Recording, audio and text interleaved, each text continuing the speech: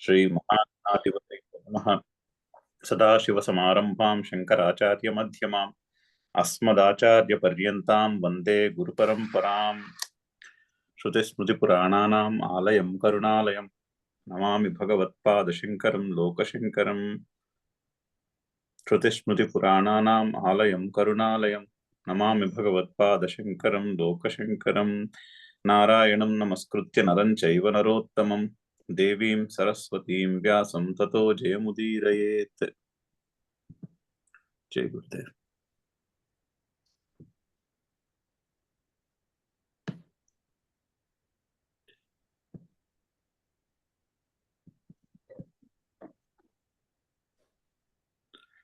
కొంచెం భాష్యం ముందుకు నడుపుదాం, అప్పుడు శ్లోకం చూద్దాం ఈరోజు. సో ఈ 3వ పారాగ్రాఫ్ లో ఉన్నాం అవతారికలో, సంబంధ భాష్యంలో.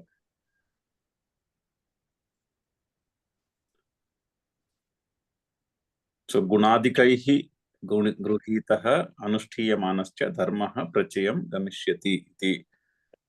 అంటే సుగుణములు కలిగిన వారు ధర్మమును ఆచరించి, ధర్మమును తెలుసుకుని ఆచరించగా ధర్మము ముందుకు సాగుతుంది అని అనే ఉద్దేశంతో భగవానుడు ఈ గీతా శాస్త్రమును చెప్పినాడు అర్జునునికి.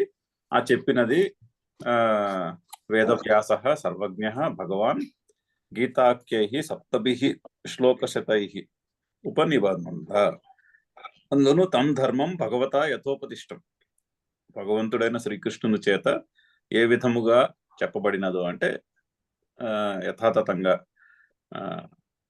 అంటే దానికి ఏమో ఏదో ముందు వెనక ఏదో ఎక్కువ చెప్పడం లేదా తగ్గించేయడం అటువంటి దోషములు ఏవి లేకుండా యథోపదిష్టం చెప్పినట్టుగా. కాకపోతే వాళ్ళు అక్కడ ప్రోజ్ లో మాట్లాడుకుని ఉంటారు, అది ఎందుకంటే యుద్ధరంగము కదా, యుద్ధరంగంలో పోయిటరీలో మాట్లాడుకుని ఉంటారు మోస్ట్ లైక్లీ. వాళ్ళు నార్మల్ కాన్వర్జేషన్ జరిగి ఉంటుంది శ్రీకృష్ణుడికి అర్జునునికి. ఆ జరిగిన కాన్వర్జేషన్ ని ఎలా చెప్పాడో ఎలా జరిగిందో దానిని శ్లోకముల కింద కూర్చున్నాడు వేదవ్యాసుడు. అయితే ఇందులో చిన్న కష్టం ఉంది అని ఎక్స్ప్లెయిన్ చేస్తున్నారు. తదిదం గీతా శాస్త్రం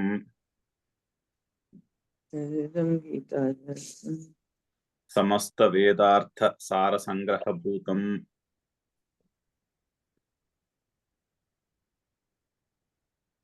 దుర్విజ్ఞార్థం. అయితే ఇక్కడ రెండు ఉన్నాయి. ఒకటి గీతా శాస్త్రం యొక్క గీతను శాస్త్రము అంటున్నారు. సో అది గీతా శాస్త్రం. ఈ భగవద్గీతని ఒక సైన్స్ అని చెప్తున్నారు, దాని డెఫినేషన్.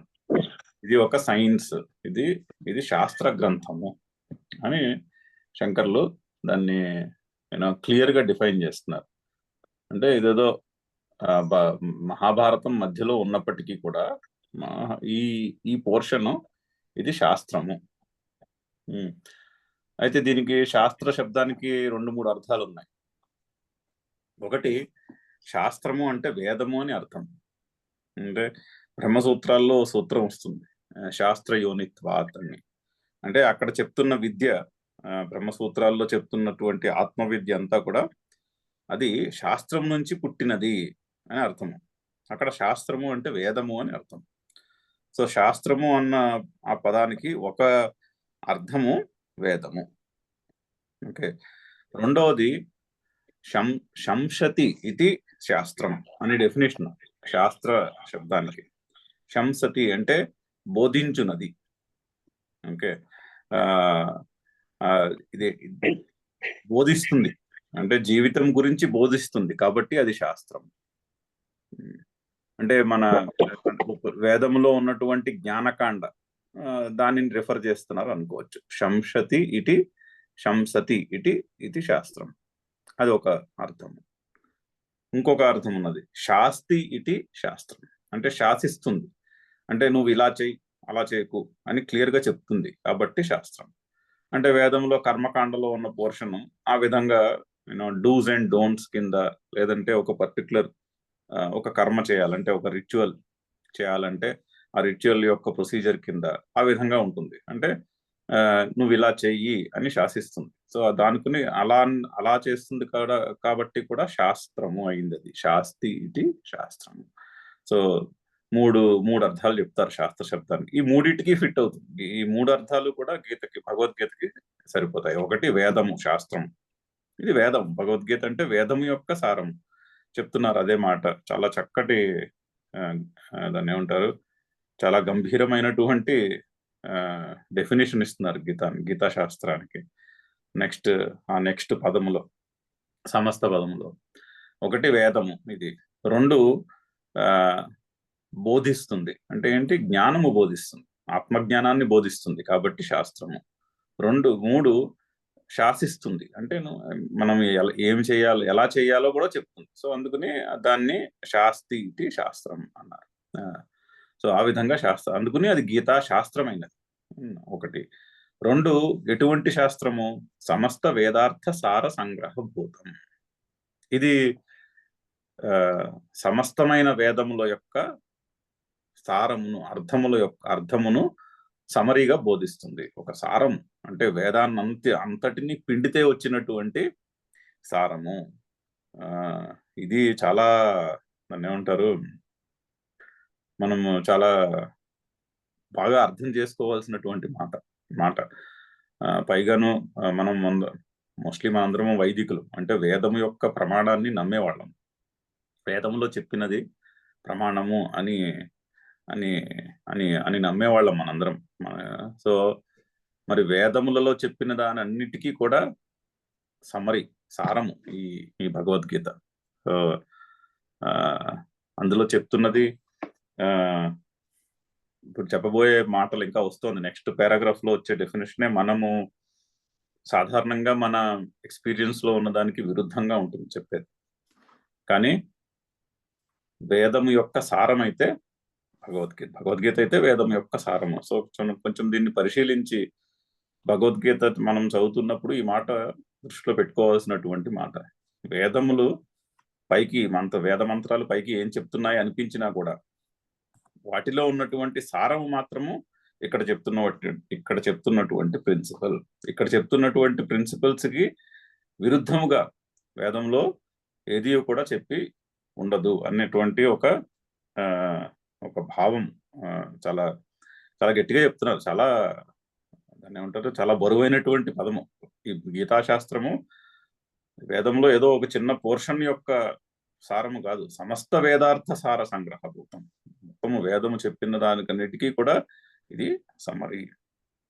ఓకే, ఇది పైగా అయితే ఇందులో చిన్న కష్టం ఉన్నది. ఏమిటి? దుర్విజ్ఞేయ అర్థం.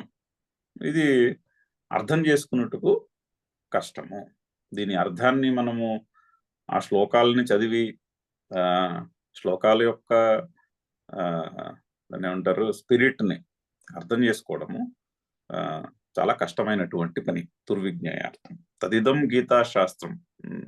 ముందు చెప్పినటువంటి ఏ ఇంట్రడక్షన్ అయితే ఉందో ధర్మద్వయమును, వైదికమైన ధర్మద్వయమును శోకములో మునిగి ఉన్నటువంటి అర్జునునికి, శిష్యుడైన అర్జునునికి, అంటే ఎందుకు చెప్పారంటున్నారు?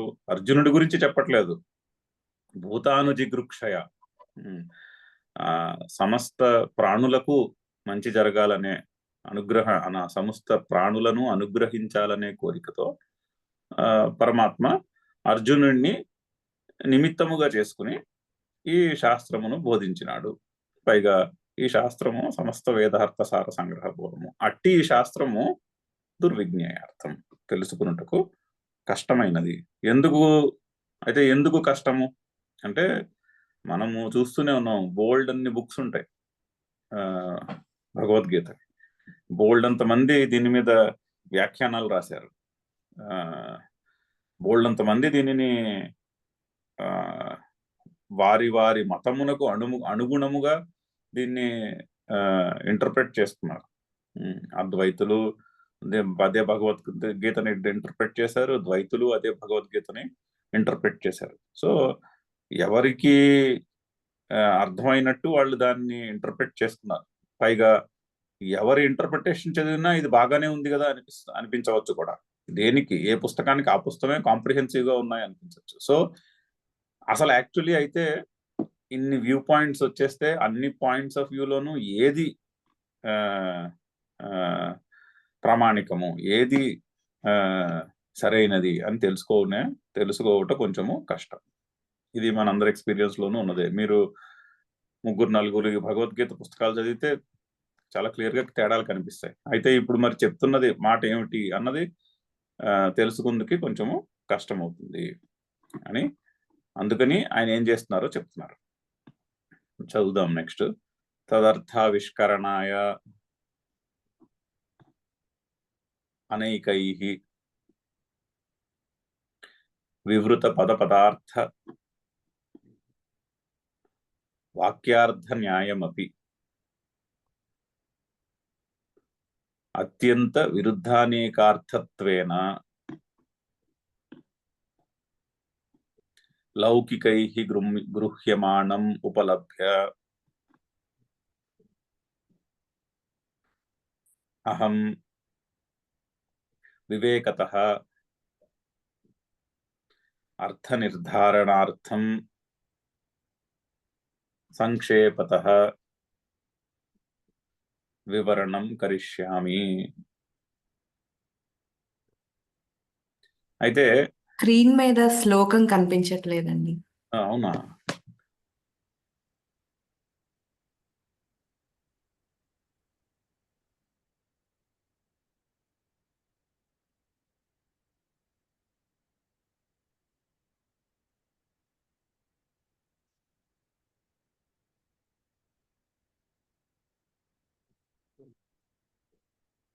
ఇప్పుడు కనిపిస్తుందా?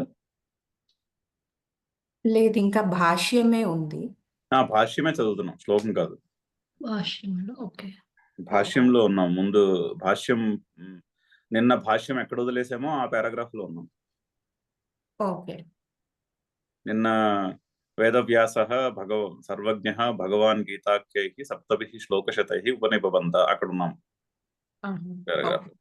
దాని తర్వాత వాక్యాలు 2 చదువుతున్నాం. తదిదం గీతాశాస్త్రం సమస్త వేదార్థ సార సంగ్రహభూతం దుర్విజ్ఞేయార్థం. అదైంది. ఇది సమస్త వేదముల యొక్క సారము, మరి అర్థం చేసుకోవడానికి కష్టం. ఎందుకు కష్టం? తదర్థ ఆవిష్కరణాయ, దీని యొక్క అర్థమును ఆవిష్కరించుటకు, అంటే దీని యొక్క అర్థమును తెలుపుటకై ఎవరేం చేశారు? అనేకై, చాలా మంది దీని మీద కమెంటరీస్ రాసి ఉన్నారు. ఎటువంటి కమెంటరీలు రాశారు? వివృత పదార్థ వాక్యార్థ న్యాయమపి. అంటే ఒక సెంటెన్స్ ని అర్థం చేసుకోవాలంటే పదముల యొక్క అర్థాలు తెలియాలి, మీకు తర్వాత వాక్యముల యొక్క అర్థాలు కూడా తెలియాలి. జస్ట్ పదముల యొక్క అర్థాలు చెప్పేస్తే సరిపోదు. ఎందుకంటే 4 పదములు కలిపి ఒక వాక్యం అయితే ఒక్కొక్క పదము మీకు అర్థం చెప్పేస్తే ఒక్కోసారి అది సరిపోకపోవచ్చు అర్థం తెలుసుకుందుకు. ఎందుకంటే వాక్యం యొక్క తాత్పర్యం అని ఒకటి ఉంటుంది. సో ఆ విధంగా జస్ట్ పదముల యొక్క మీనింగ్స్ ఒకటి చెప్పేస్తే సరిపోదు. పదముల యొక్క మీనింగ్స్ చెప్పాలి, దాన్ని ఆ వాక్యం యొక్క అర్థము కూడా చెప్పాలి. సో అందుకని ఈ పదాల యొక్క అర్థాలు, వాక్యముల యొక్క అర్థాలు కూడా న్యాయపరంగా వాక్యార్థ న్యాయమపి అంటే ఒక లాజికల్ గా ఎక్స్ప్లెయిన్ చేస్తున్నప్పటికీ కూడా అవన్నీ ఎలా చేయబడ్డాయి? అలా చేసినా కూడా ఏమైంది? అత్యంత విరుద్ధ అనేకార్థత్వేన. ఈ చాలా మంది ఆచార్యులు దీనికి చాలా విధాలుగా పదముల యొక్క అర్థాలు, వాక్యాల యొక్క అర్థాలు రాశారు, చెప్పారు. అది కూడా ఏదో వాళ్ళకి తోచినట్టు చెప్పేసే లేదు. వాళ్ళందరూ కూడా న్యాయబద్ధంగా ఒక లాజికల్ కన్స్ట్రక్ట్ తోనే చెప్పి ఉన్నారు. అయినప్పటికీ కూడా ఏమైంది? అత్యంత విరుద్ధ అనేకార్థత్వేన, ఆ చెప్పిన విషయాల్లో, ఆ చెప్పిన అర్థాల్లో అత్యంత విరుద్ధములైన అర్థాలు ఉన్నాయి. పైగా ఒక్కొక్క దానికి, అంటే ఒక్కొక్క శ్లోకానికి 2-3 రకాలుగా అర్థాలు చెప్పచ్చు.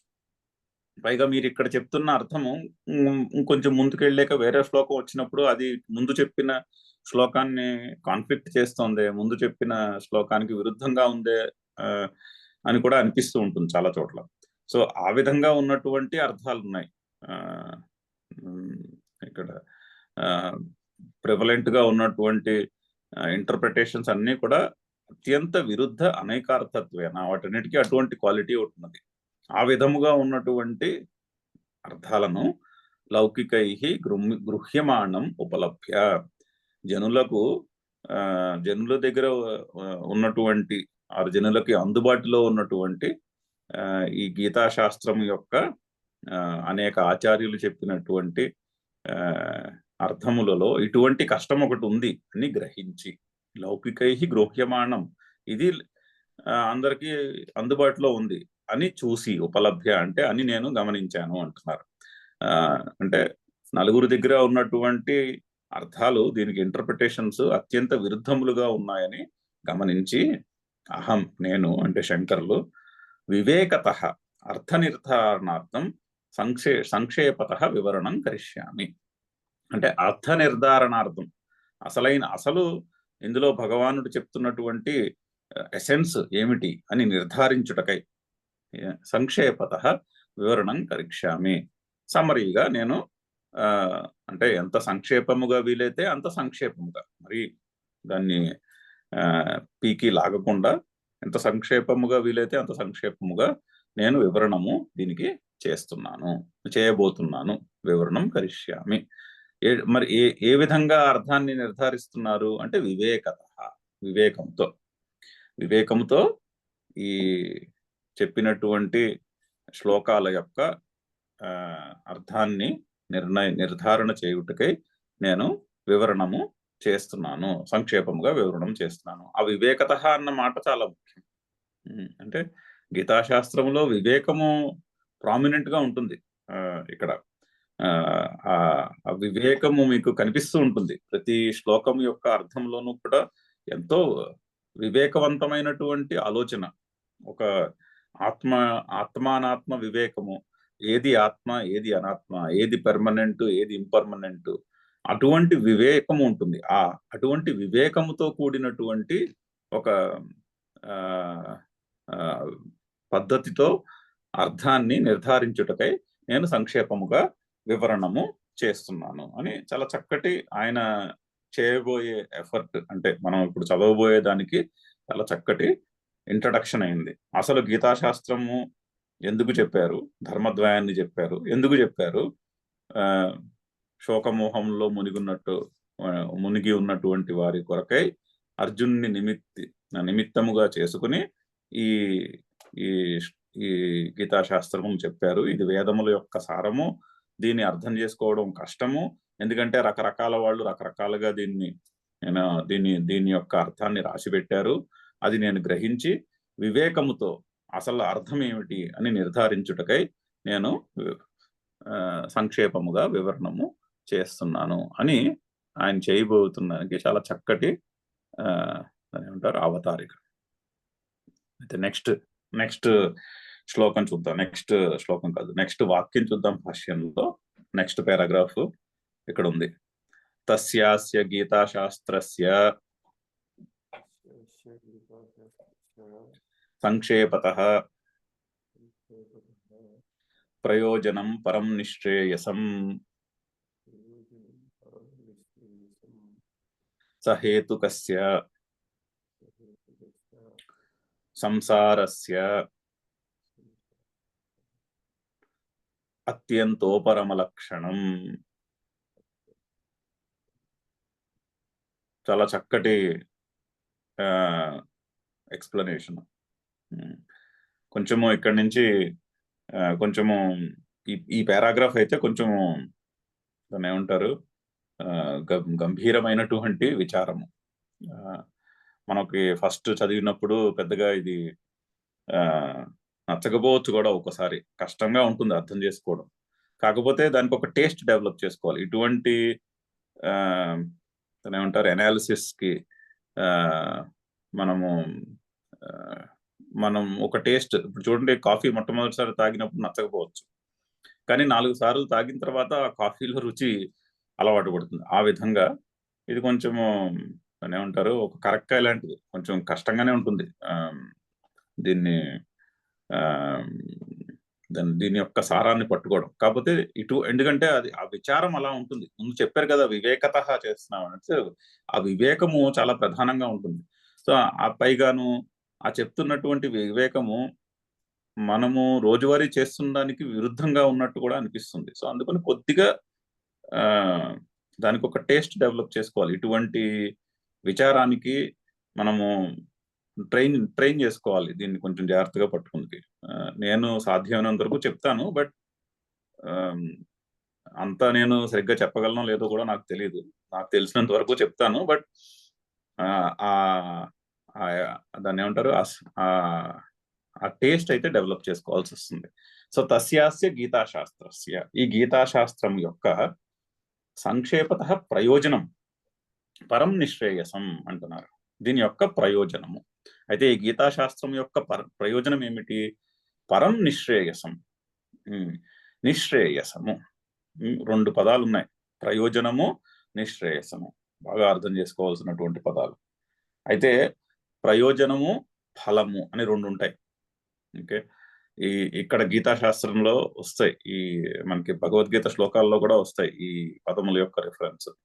ఫలము అంటే personal benefit, immediate personal benefit, అంటే వ్యక్తిగతమైనటువంటి దాన్ని ఏమంటారు, బెనిఫిట్, ఇమీడియట్ గా షార్ట్ టర్మ్ లో వచ్చేటటువంటి బెనిఫిట్, దాన్ని ఫలము అంటారు.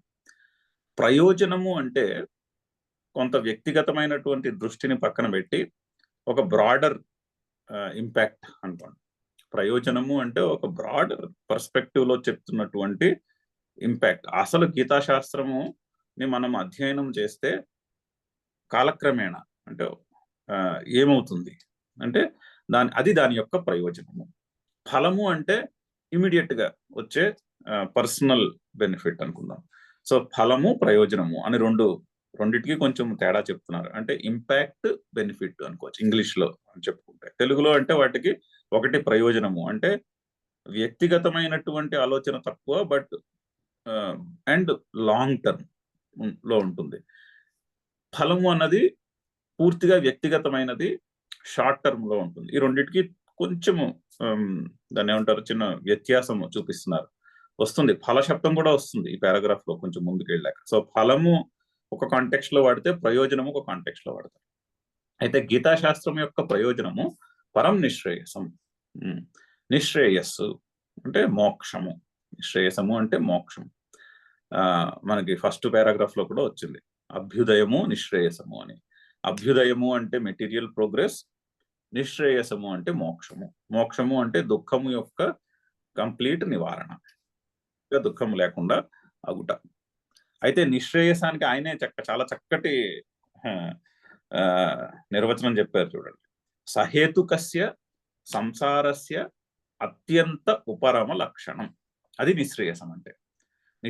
మోక్షం అంటే ఏమిటి అంటే స్వర్గానికి వెళ్ళడం మోక్షం కాదు. ఇక్కడ కర్మకాండలో కర్మల యొక్క ఆబ్జెక్టివ్ ఏదో స్వర్గలోకానికో లేకపోతే సత్యలోకానికో బ్రహ్మలోకానికో వెళ్ళడం అయి ఉండొచ్చు. కానీ వేదముల యొక్క సారం, ఆ టీచింగ్ యొక్క సారం ఏంటి? పరం నిశ్రేయసం. మరి గీతాశాస్త్రమేమో సమస్త వేదార్థ సార సంగ్రహభూతం అంటున్నారు. మరి వేదము చెప్పినటువంటి దానికి ఫైనల్ అల్టిమేట్ గోల్, అల్టిమేట్ ప్రయోజనము ఏమిటి అంటే నిశ్రేయసము. ఆ నిశ్రేయసం అనగానేమి? సహేతుకస్య సంసారస్య అత్యంత ఉపరమ లక్షణం. అంటే సంసారం యొక్క అత్యంత ఉపరము అంటే అత్యంతము అంటే కంప్లీట్, అత్యంత ఉపరమ అంటే సంసారం నుంచి కంప్లీట్ విముక్తి ఏదైతే ఉందో అది అది నిశ్రేయసము. పైగాను సహేతుకస్య అంటే దాని బీజముతో సహా అని, సంసారం యొక్క బీజముతో సహా పూర్తిగా ఉపరమ, దాని నుంచి పూర్తిగా రిలీఫ్ పొందుటని నిశ్రేయసము అంటారు. అయితే సంసారం అనగానే ఏమి అన్నది అర్థం చేసుకోవాలి. సంసారము అంటే మనం తెలుగులో సాధారణంగా తెలుసుకునే అర్థం ఏంటంటే ఫ్యామిలీ అని, ఇమీడియట్ ఫ్యామిలీ. అది కాదు ఇక్కడ సంసారం అంటే. సంసారము అంటే నిరంతరము సాగుతున్నటువంటి సుఖదుఖముల యొక్క ప్రవాహం. మనిషి నిరంతరము కూడా షార్ట్ టర్మ్ లో నిరంతరము మన ఎక్స్పీరియన్స్ లో ఏముంది? కాసేపు సుఖము, కాసేపు దుఃఖము, కాసేపు సుఖము, కాసేపు దుఃఖము, హెచ్చు తగ్గులు ఉంటూ ఉండొచ్చు. బట్ ఫైనల్ గా ఏమవుతుంది, ఒక జీవిత కాలంలో నాన్ స్టాప్ గా సుఖము దుఃఖము సుఖము దుఃఖము అనుభవిస్తూ ఉంటాం. దానికి సంసారం అని పేరు. పైగా ఈ సుఖ దుఃఖముల యొక్క ప్రవాహము ఒక లైఫ్ టైం తో ఆగదు. ఇది అక్రాస్ లైఫ్ టైమ్స్ అట్లా నడుస్తూ ఉంటుంది. అంటే జన్మాంతరములుగా ఈ సుఖ దుఃఖముల యొక్క ప్రవాహం నడుస్తూ ఉంటుంది. దానికి సంసారము అని పేరు. సో అనంతమైనటువంటి ఈ సుఖ దుఃఖముల యొక్క ప్రవాహం నుంచి సంపూర్ణమైన విముక్తి, దానికి నిశ్రేయసము అని పేరు. అయితే అక్కడ అత్యంత సహేతుకస్య అని 2 పదాలు వాడుతున్నారు. అత్యంత ఉపరమం అంటే కంప్లీట్ రిమూవల్ ఆఫ్ సంసార. పైగా సంసారం యొక్క బీజముతో సహా పోవాలి. ఎందుకు అలా అంటున్నారంటే, అయితే ఈ సంసారము అంటే ఈ సుఖ దుఃఖముల యొక్క ప్రవాహము తాత్కాలికంగా ఉపరమిస్తూ ఉంటుంది. అది మనందరి ఎక్స్పీరియన్స్ లోనూ ఉన్నది. ఇప్పుడు మీరు నచ్చిన సినిమా చూస్తున్నారు అనుకోండి, ఆ సినిమా చూస్తున్నంతసేపు సుఖ దుఃఖాలు ఉండవు. ఎందుకంటే మీరు ఆ సినిమాలో ఇన్వాల్వ్ అయిపోయి ఉన్నారు. ఈ సుఖ దుఃఖాలు ఏమి తెలియవు. ఈ నిరంతరము సాగుతున్నటువంటి సుఖ దుఃఖముల యొక్క ప్రవాహం యొక్క అనుభూతి ఏమి ఉండదు. అదే మీకు నచ్చిన పుస్తకం చదువుతున్నారు, లేదా మీకు ఏదో పెయింటింగ్ ఇష్టము, ఆ పెయింటింగ్ చేస్తున్నారు, మీకు నచ్చినటువంటి బాగా ప్యాషన్ ఉన్నటువంటి యాక్టివిటీ చేస్తున్నప్పుడు ఈ సుఖ దుఃఖముల యొక్క ప్రవాహం ఆగిపోతుంది. సో తాత్కాలికంగా సంసారం నుంచి ఉపరమము దొరుకుతా మనందరికీ ఎక్స్పీరియన్స్ లో ఉన్నదే. కానీ అది కాదు నిశ్రేయసం అంటే. కంప్లీట్ గా వన్స్ అండ్ ఫర్ ఆల్ ఈ ఈ సుఖ దుఃఖముల యొక్క ప్రవాహం నుంచి విముక్తి పొందాలి. అంటే అది వదిలేసి పారిపోవడం కాదు, సంసారాన్ని వదిలేసి పారిపోవడం కాదు అర్థం. ఆ సుఖ దుఃఖముల యొక్క ప్రవాహము ఆగిపోవాలి, దాని నుంచి కంప్లీట్ ఉపరమము పొందాలి. అది అది దానికి ఉన్నటువంటి బీజముతో సహా. అంటే సుఖ దుఃఖములు ఎక్కడి నుంచి వస్తాయి? సుఖ దుఃఖములు మన ఆలోచనల్లోనే ఉంటాయి. మన ఆలోచనని బట్టి ఒకటి సుఖమో దుఃఖమో అవుతుంది. అంతేనే గాని ప్రపంచంలో ఉన్న విషయాల్లో సుఖము దుఃఖము ఉండదు. ఇప్పుడు ఎండ ఉందనుకోండి, ఎండే, ఎండలో సుఖము దుఃఖము ఉండదు. మనకి వేసవి కాలంలో అదే ఎండ దుఃఖాన్ని కలిగిస్తుంది, చలికాలం వచ్చేసరికి అదే ఎండ సుఖాన్ని కలిగిస్తుంది. సో ఈ సుఖము దుఃఖము అనేది మన ఆలోచనల్లో ఉంది. అది కూడా రాబోతోంది. సెకండ్ చాప్టర్ లో మొదట్లోనే వస్తుంది ఈ సుఖ దుఃఖముల యొక్క రూట్ కాజ్, ఎక్కడి నుంచి పుడుతున్నాయి సుఖ దుఃఖాలని. బయట ఉండే పరిస్థితిలోనో మనుషులలోనో బాంధవ్యాలలోనో సుఖ దుఃఖాలు ఉండవు, భోగములలోనూ. సుఖ దుఃఖములు మన ఆలోచనలో ఉంటాయి. సో ఆ ఆలోచనలు ఆగిపోవాలి. అది సహేతుకస్య సంసారస్య అత్యంత ఉపరమ లక్షణం అంటే. సో యోగా డెఫినేషన్ చెప్తారు కదా, యోగ చిత్తవృత్తి నిరోధ. ఎందుకు చిత్తవృత్తి నిరోధ? ఆ మనస్సు యొక్క వృత్తులలో సుఖ దుఃఖాలు ఉంటాయి. సుఖ దుఃఖములు బయట విషయంలో ఉండవు, బయట ఆబ్జెక్ట్ లో ఉండవు, మన ఆలోచనలోనే ఉంటాయి. అందుకనే యోగ శాస్త్రంలో కూడా యోగ చిత్తవృత్తి నిరోధ అన్నారు. మనస్సు యొక్క వృత్తులను నిర్బంధించుటయే యోగము అంటున్నారు. సో అదే ఈ అత్యంత ఉపరమ లక్షణము, సంసారస్య అత్యంత ఉపరమ లక్షణము. ఇది ఆలోచించి గుర్తించవలసినటువంటి విషయము. సో గీతాశాస్త్రం యొక్క పరం ప్రయోజనం ఏమిటి అంటే నిశ్రేయసము. నిశ్రేయసం అనగానేమి అంటే సంసారం యొక్క బీజముతో సహా ఈ సంసారం అంటే సుఖ దుఃఖముల యొక్క ప్రవాహం యొక్క అత్యంత విముక్తి అంటే సంపూర్ణమైనటువంటి విముక్తి అని చెప్తున్నారు. ఇంకా చెప్పబోతున్నారు. అయితే దీనికి మార్గం ఉన్నది.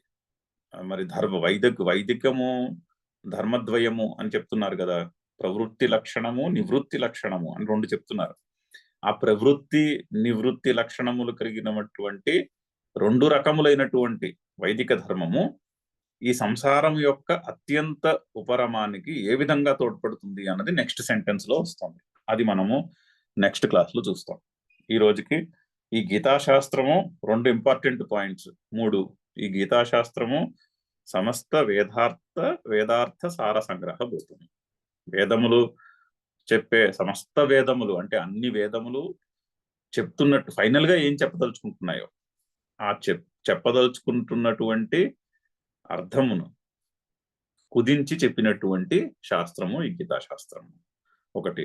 పైగా ఇది అర్థం చేసుకోవడం కష్టం, దీనికి రకరకాల మంది రకరకాలుగా ఇంటర్ప్రిటేషన్స్ చెప్పారు. సో వివేకముతో అర్థం చేసుకోవాలి. సో అందుకని వివేకముతో నేను దీనికి అర్థ నిర్ధారణం చేయబోతున్నాను అని ఆయన చెప్తున్నారు. చెప్పి ఈ గీతాశాస్త్రం యొక్క ప్రయోజనము నిశ్రేయసము. నిశ్రేయసం అనగానేమి? సంసారము యొక్క అత్యంత ఉపరమము. సహేతుకస్య, ఆ బీజముతో సహా సంసారము నుండి విముక్తి. సంసారం అనగా ఈ నిరంతరమైనటువంటి సుఖ దుఃఖముల యొక్క ప్రవాహము. అది ఈ రోజుకి భాష్యంలో ఇంట్రడక్షన్ లో చెప్తున్నటువంటి. చూడండి ఎంత చాలా తక్కువ పదాల్లో మనం ఆ 2 సెంటెన్సులు చదవడానికి మనకి ఇంతసేపు చెప్పబడుతుంది. నేను చెప్పగలిగినంత కొంతే చెప్తున్నాను అందులోంచి తీసి. ఆ కాస్త చెప్పుకుందుకే మనకి అంతసేపు పడుతోంది. ఆ వాక్యాల యొక్క శైలి, అందులో ఉన్నటువంటి వివేకపూరితమైనటువంటి ఒక థాట్ ప్రాసెస్ అంత గంభీరమైనటువంటి, పైగా చాలా అందంగా, చాలా క్లుప్తంగా రాయబడినటువంటి వాక్యాలు భాష్యంలో. సో దీన్ని మళ్ళీ మనం థర్స్డే నాడు కంటిన్యూ చేద్దాం. అయితే ఈ ధర్మద్వయమైనటువంటి వైదిక ధర్మము ఏ విధంగా నిశ్రేయసానికి తోడ్పడుతుంది అన్నది నెక్స్ట్ కొన్ని వాక్యాల్లో చెప్పబోతున్నారు. 2 శ్లోకాలు చదువుదాం ముందుకెళ్ళి. నిన్న మనము 22వ శ్లోకం దాకా చదివాం. అర్జునుడు శ్రీకృష్ణుణ్ణి ఆ రథాన్ని తీసుకెళ్లి 2 సైన్యాల మధ్యలోనూ నిలబెట్టు అని ఆదేశించాడు. అక్కడ చెప్పుకున్నాము. అది అర్జునుడికి ఆ హీట్ ఆఫ్ ద మూమెంట్ లో టెంపరీగా అక్కడ మోహము, ఆయనకి మాట తడబడి శ్రీకృష్ణుడికి ఆర్డర్ ఇస్తున్నాడు. నా రథాన్ని తీసుకెళ్ళి నా రథము అంటున్నాడు పైగా. సో కాస్త మమకారము, కాస్త మోహము అక్కడ ఆయన వాడుతున్న పదాల్లో క్లియర్ గా తెలుస్తూ ఉన్నాయి. అక్కడ దాకా చెప్పుకున్నాం. ఓకే. అయితే రథాన్ని తీసుకెళ్లి ఒక వాంటేజ్ పాయింట్ తీసుకెళ్తే అసలు నేను ఎవరితో యుద్ధం చేయబోతున్నాను ఇంకొకసారి చూస్తాను అంటున్నాడు. అంటే అతనికి తెలియక కాదు, తెలుసుకునే కదా, తెలిసే కదా, యుద్ధానికి ఎప్పటి నుంచో ప్రిపేర్ అయ్యి వచ్చిన వాళ్లే కదా. కానీ యుద్ధం మొదలయ్యే ముందు ఫైనల్ గా ఒకసారి ఒక వాంటేజ్ పాయింట్ తీసుకెళ్తే నేను ఒకసారి ఎవరెవరు ఉన్నారో చూస్తాను అంటున్నాడు అని. నెక్స్ట్ 23వ శ్లోకం చదువుదాం. యోత్స్యమానానవేక్షేహం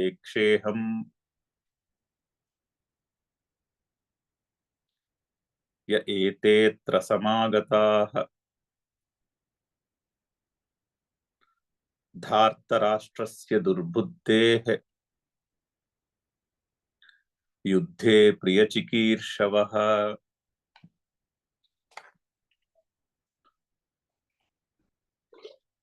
ఎందుకు నీ రథమును ఒక వాంటేజ్ పాయింట్ కి తీసుకెళ్ళమంటున్నాడో ఆయన చెప్తున్నాడు. అహం యోత్స్యమానాన్ అవేక్షే, అంటే యుద్ధము కొరకై సిద్ధమైనటువంటి వారిని ఒకసారి చూస్తాను. అహం యోత్స్యమానాన్ అవేక్షే, అది ఒక వాక్యం, చిన్న వాక్యం. ఎవరు వాళ్ళు? యహ ఏతే అత్ర సమాగతాః, అంటే ఇక్కడ కూడుకున్నటువంటి ఇక్కడికి వచ్చి ఉన్నటువంటి యుద్ధమును మనసులో పెట్టుకుని యుద్ధము చేయడానికి సిద్ధమై వచ్చినటువంటి వారి అందరినీ నేను ఒకసారి అవేక్షే చూస్తాను. ఎవరు వాళ్ళు? వచ్చినటువంటి వాళ్ళందరూ అంటే కౌరవుల్ని డిస్క్రైబ్ చేస్తున్నాడు. దుర్బుద్ధేహే ధార్తరాష్ట్రస్య, అంటే దుర్బుద్ధి కలిగినటువంటి దుర్యోధనుని యొక్క. ధార్తరాష్ట్రుడు అంటే ధృతరాష్ట్రుని కుమారుడు, దుర్యోధనుడు. దుర్బుద్ధి, ఆ దుర్బుద్ధి కలిగినటువంటి దుర్యోధనుని యొక్క, ఆయన మనసులో ప్రియచికీర్ష, యుద్ధే ప్రియచికీర్షవ, అంటే దుర్యోధనునకు యుద్ధమునందు ప్రీతి కలిగించే కోరిక ఉన్నవారై. ప్రియచికీర్షవ అంటే ప్రీతిని కలిగించే కోరిక. ప్రియచికీర్ష అంటే, చికీర్ష అంటే కోరిక. ప్రియచికీర్ష ప్రీతిని కలిగించే కోరిక ఎవరికి? దుర్యోధనునకు. ఎక్కడ? యుద్ధమునందు. దుర్యోధనునకు యుద్ధమునందు ప్రియచికీర్షవ, ప్రీతిని కలిగించే కోరిక కలవారై అత్ర సమాగతాః ఇక్కడికి వచ్చిన వాళ్ళు ఏతే ఎవరైతే ఉన్నారో ఎవరైతే ఉన్నారో ఏతే వారందరినీ అటువంటి యోత్స్యమానాన్ ఈ యుద్ధమును చేయబోతున్న వారందరినీ అహం అపేక్షే నేను ఒకసారి చూస్తాను అని ఆయన ఆయన శ్రీకృష్ణునితో పలికెను. సో అక్కడ కొంచెము మనసులో రాగద్వేషాలు కనిపిస్తున్నాయి. ఇప్పుడు భీష్ముడు కూడా అటు సైడ్ యుద్ధం చేస్తున్నాడు. ఆయనకి తెలుసు ఆయన అధర్మము యొక్క సైడ్ నుంచి యుద్ధం చేస్తున్నాడని. కానీ ఆయన మనసులో ఇటువంటి రాగద్వేషాలు ఏం లేవు. ఆయన డ్యూటీ బౌండ్ గా ఆయన యుద్ధం ఆయన చేస్తున్నాడు. నేను మహారాజు పక్షాన్ని ఉన్నాను, సో మహారాజు పక్షంలో ఉన్నాను కాబట్టి మహారాజు ఏం చెప్తే అదే చేయాలి. సో ఆయన డ్యూటీ బౌండ్ గా యుద్ధం చేస్తున్నాడు. కానీ అర్జునుడి మనసులో అలా కాదు. అర్జునుడి మనసులో కాస్త ఇక్కడ రాగద్వేషాలు బాగా కనిపిస్తూ ఉంటాయి. సో అందుకని ఆ దుర్యోధనుడిని ఆ విధంగా డిస్క్రైబ్ చేస్తున్నాడు. దుర్బుద్ధి అయినటువంటి దుర్యోధనుడు అని డిస్క్రైబ్ చేస్తున్నాడు. చదువుదాం నెక్స్ట్. ఇంకా నడుస్తాం. సంజయుడు అయితే ఇప్పుడు శ్రీకృష్ణుడు ఏం చేశాడు అన్నమాట సంజయుడు ధృతరాష్ట్రునికి తెలియజేస్తున్నాడు. ఇంకొకసారి 23 చదివేసి నెక్స్ట్ శ్లోకానికి వెళ్దాం. యోత్స్యమానానవేక్షేహం య ఏతేత్ర సమాగతాః ధార్తరాష్ట్రస్య దుర్బుద్ధేః యుద్ధే ప్రియచికీర్షవః. సంజయ ఉవాచ ఏవముక్తో హృషీకేశః గుడాకేశేన భారత సేనయోరుభయోర్मध्ये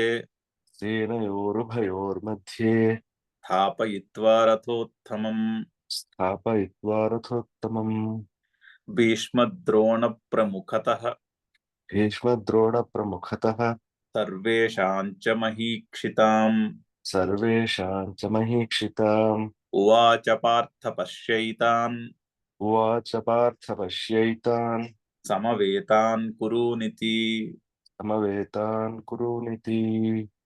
సో గుడాకేశేన ఏవ ముక్తః, గుడాకేశుని చేత ఈ విధముగా పలుకబడినటువంటి వాడై అంటే అర్జునుడు ఆయన రథం తీసుకెళ్లి ముందు నుంచోపెట్టు అని అడిగినటువంటి వాడై ఎవరు? హృషికేశుడు. అక్కడ భారత అనుంది. భారత అనేది ధృతరాష్ట్రునికి సంబోధన. సో సంజయుడు పలుకుతున్నాడు కదా, సంజయుడు చెప్పిన వాక్యము, ఓ భారత, ఓ ధృతరాష్ట్ర మహారాజా, ఈ విధముగా అర్జునుని చేత పలుకబడినటువంటి వాడై శ్రీకృష్ణుడు ఏం చేశాను? సేనయోహో ఉభయోహో మధ్యే, ఇరు సైన్యముల మధ్యలో రథోత్తమం స్థాపయిత్వ, ఆ ఉత్తమమైనటువంటి రథమును నిలుచుండబెట్టి. ఓకే, పైగా ఎవరి ఎదుట నిల్చోబెట్టాడు? భీష్మ ద్రోణ ప్రముఖత. భీష్ముడు, ద్రోణుడు మొదలగు వారి ఎదుట నుంచోబెట్టాడు, అంటే వాళ్ళు ఎదురుగా కనిపించేటట్టు నుంచోబెట్టాడు. అంతేకాదు సర్వేషాం మహీక్షితాం, అక్కడికి యుద్ధానికి ముందు చెప్తున్నాడు కదా, యుద్ధే ప్రియచికీర్షవ ధార్తరాష్ట్రస్య దుర్బుద్ధేః యుద్ధే ప్రియచికీర్షవ, అంటే దుర్యోధనునకు యుద్ధమునందు ప్రీతిని కలుగు చేయుట అనే సంకల్పమును మనసులో పెట్టుకుని వచ్చినటువంటి వాడు. అది వచ్చినటువంటి రాజులందరూ కూడా సర్వేషాం మహీక్షితాం అంటే ఆ రాజుల యొక్క భీష్మద్రోణుల యొక్క ముందు ఎదుటుగా సర్వేషాం మహీక్షితాం చ భీష్మద్రోణ ప్రముఖతః, ఆ రాజులు, ఆ భీష్ముడు, ద్రోణుడు వారి ఎదురుగా నిలబెట్టి స్థాపయిత్వా రథోత్తమం, ఆ రథమును నిలబెట్టి ఉవాచ ఈ విధంగా పలికాను. ఏమని పలికాను? పార్థ, హే పార్థ, ఓ అర్జునుడా, సమవేతాన్ కురూన్ పశ్య, ఏతాన్ సమవేతాన్ కురూన్ పశ్య, ఇక్కడ చేరినటువంటి ఈ కౌరవులను పశ్య చూడుము, ఇతి అని పలికెను. ఇది అంటే అని పలికెను అని సంజయుడు చెప్తున్నాడు. సో హే పార్థ, ఏతాన్ సమవేతాన్ కురూన్ పశ్య, ఇక్కడ చేరినటువంటి ఈ కౌరవులను చూడుము అని శ్రీకృష్ణుడు అర్జునునితో పలికెను. అయితే శ్లోకము వాచ్యార్థం చాలా సింపుల్ గానే ఉంది. 2-3 మంచి అంశాలు ఉన్నాయి అక్కడ. ఒకటి గుడాకేశ. గుడాకేశ అంటే మంచి కేశములు కడవాడు అని లిటరల్ మీనింగ్. ఓకే, అది అర్థమవుతున్నది. మంచి కేశములు కలిగినటువంటి వాడు అర్జునుడు అంటే ఆయనకి మంచి జుట్టు ఉండేది, చాలా అందమైనటువంటి జుట్టు ఉండేది కాబట్టి గుడాకేశుడు. కాకపోతే అందులో గుడ అంటే నిద్ర అని అర్థం. గుడాక అంటే నిద్ర అని అర్థం. నిద్రకు ఈశ అంటే ప్రభు, అంటే నిద్రను జయించిన వాడు అని అర్థము. గుడాకేశ అంటే నిద్రను జయించిన వాడు అని అర్థం. అంటే ఇది ఆ లక్క గృహము ఇన్సిడెంట్ నుంచి వచ్చింది అర్జునుడికి పేరు. సో ఆయన నార్మల్ గా రాత్రిపూట్ల కాపలా కాస్తూ ఉండేవాడేమో మరి వాళ్ళు అడవిలో ఉన్నప్పుడు. స్పెసిఫిక్ గా లక్క గృహం ఇన్సిడెంట్ నుంచి ఆయనకి గుడాకేశ అన్నటువంటి పేరు వచ్చినది. ఎందుకంటే నిద్రను జయించిన వాడు అని అర్జునుడు. పైగా అది ఫిజికల్ గా మనకి నిద్రను జయించుట అన్నది ఉంది. నిద్ర అంటే అజ్ఞానము అనే అర్థము కూడా ఉన్నది. సో నిద్ర అంటే అజ్ఞానము. సో అజ్ఞానాన్ని జయించిన వాడు అని అర్జునునకు అక్కడ చక్కని నామం, గుడాకేశ అన్న నామంలో చక్కని స్వారస్యము ఉన్నది. అయితే అక్కడ ఆయనకి మరి అందుకునే కదా శ్రీకృష్ణుడు భగవద్గీత చెప్తున్నాడు. అంటే అజ్ఞానాన్ని జయించగలిగే క్వాలిఫికేషన్ ఉంది, ఆ యోగ్యత ఉన్నది, సంపాదించుకున్నాడు అతను అర్జునుడు. మొన్న కూడా చెప్పుకున్నాం అర్జునుడి యొక్క ఆ పేరు ఎందుకు వచ్చినది అన్నది. సో అతను సంపాదించుకున్న వాటిలో ఈ ఆత్మజ్ఞానానికి ఉన్నటువంటి యోగ్యతను, అజ్ఞానమును జయించే యోగ్యతను కూడా కలిగి ఉన్నాడు. అందుకనే శ్రీకృష్ణుడు అర్జునుడికి ఈ ఉపదేశం కూడా చేయబోతున్నాడు. సో గుడాకేశ అంటే చక్కగా అటువంటి స్వారస్యం కూడా మనము చెప్పుకోవచ్చు.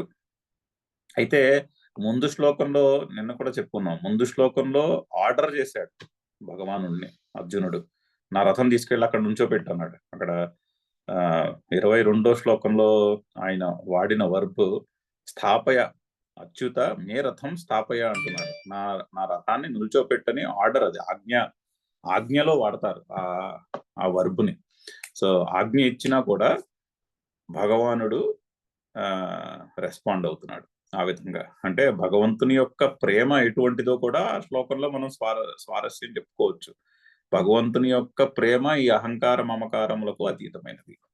భక్తుడు ఏ విధంగా అడిగినా భగవానుడు అనుగ్రహిస్తాడు అని ఒక చక్కని స్వారస్యం చెప్పుకోవచ్చు 22వ శ్లోకానికి ఈ శ్లోకానికి మధ్యలో.